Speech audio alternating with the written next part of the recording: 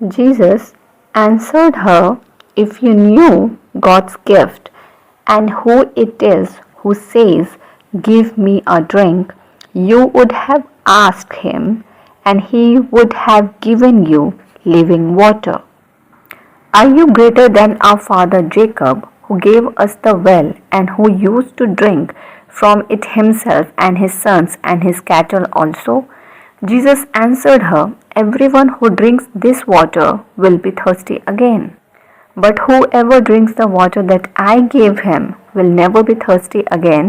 but the water that I gave him will become in him a spring of water welling up to eternal life." यीशु ने उत्तर दिया, "यदि तू परमेश्वर के वरदान को जानती और यह भी जानती कि वह कौन है जो तुझसे कहता है, 'मुझे पानी पिला,' तो तू उससे मांगती और वह तुझे जीवन का जल देता। क्या तू हमारे पिता याकूब से बड़ा है, जिसने हमें यहाँ कुआं दिया और आप ही अपने संतान और अपने पशुओं समेत इसमें से पिया?" यीशु ने उसको उत्तर दिया, "जो कोई यह जल पिएगा वह फिर प्यासा होगा, परंतु जो कोई उस जल में से पिएगा जो मैं उसे दूंगा वह फिर अनंत काल तक प्यासा ना होगा, वरन जो जल मैं उसे दूंगा वह उसमें से एक सोता बन जाएगा जो अनंत जीवन के लिए उमड़ता रहेगा।" तुझे छोड़ हम कहाँ जाएं परमेश्वर, तुझे छोड़ हम जीवन की बातें कहाँ पाएं, क्योंकि जीवन की बातें तो तुझ में ही हैं जो हमें हमारे जीवन में, हमारे स्ट्रगल्स में हमें शांति देती है और हमें जीवन की बातों से तृप्त करती है। सचमुच जब हम परमेश्वर अपने जीवन के स्रोते के पास आते हैं, उस स्रोत के पास जिसके पास जीवन का जल है, प्रभु यीशु मसीह आप,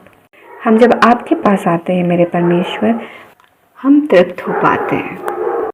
हमें कभी भी परमेश्वर किसी भले वस्तु की घटी नहीं होती। जीवित परमेश्वर,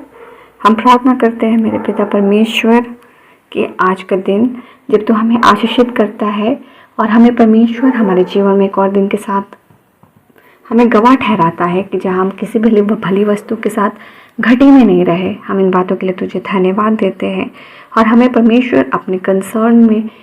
स्मरण रखने के लिए हम तेरी स्तुति प्रशंसा करते हैं। जीवित पिता, इस वचन के साथ जो हमें तृप्त करता है कि आप हमें जीवन जल से तृप्त करते हैं कि हम दोबारा कभी प्यासे ना होंगे, क्योंकि परमेश्वर हमें उस एटर्नल जल से तृप्त करता है जो परमेश्वर के स्रोत से आती है और जो निरंतर हमें भिंगा के रखती है, हमें कन्फ्यूजन में सूखने नहीं देती, हमें स्ट्रगल में सूखने नहीं देती, हमें परमेश्वर अनआंसर्ड नहीं रहने देती, जिससे कि हम परमेश्वर प्यासे रहे या कन्फ्यूज़ रहे या स्ट्रगल में भरे रहे या कोई गाइडेंस ना हो। परंतु परमेश्वर तेरा जल जो स्रोत है, जो हमारे जीवन को इस तरह भरता है कि एटर्नल लाइफ तक परमेश्वर, जब हम तेरे साथ चल रहे हैं इस विश्वास के जीवन में, तेरी अगुवाई, तेरी भरपूरी, तेरे गाइडेंस और तेरे आंसर्स परमेश्वर, और हमारे क्वेश्चंस के आंसर्स और हमारे प्रेयर्स के आंसर्स हमें भिंगा के रखते हैं कि हम परमेश्वर जानते हैं कि हमारा परमेश्वर सिर्फ सुनने वाला नहीं, हमें उत्तर देने वाला परमेश्वर है और हम तृप्त हो पाते हैं। प्रभु जी, हम आज इस दिन के लिए तुझे धन्यवाद देते हैं और रात के बेला को भी परमेश्वर सौंपते हैं और मांगते इस वचन का हम परमेश्वर अध्ययन और खूबसूरत तरीके से करें, क्योंकि ये बहुत ग्रेट विजडम से भरा वचन है परमेश्वर। और हम जब दोबारा और कभी भी परमेश्वर इसमें बैठते हैं, इस वचन पर ध्यान लगाते हैं, इसमें और आपका ग्रेट रेवलेशन एंड डीप हमें मीनिंग पता चले, जो हमें और ज़्यादा परमेश्वर आपके ग्रेस और आपके करीब आने में परमेश्वर सहायता और आपके क्लोजर का हमें विटनेस कराए। हम रात के बेला को आपको सौंपते हैं, हम सुरक्षित सोएं, कल के नए दिन के साथ आशीषित ठहरे।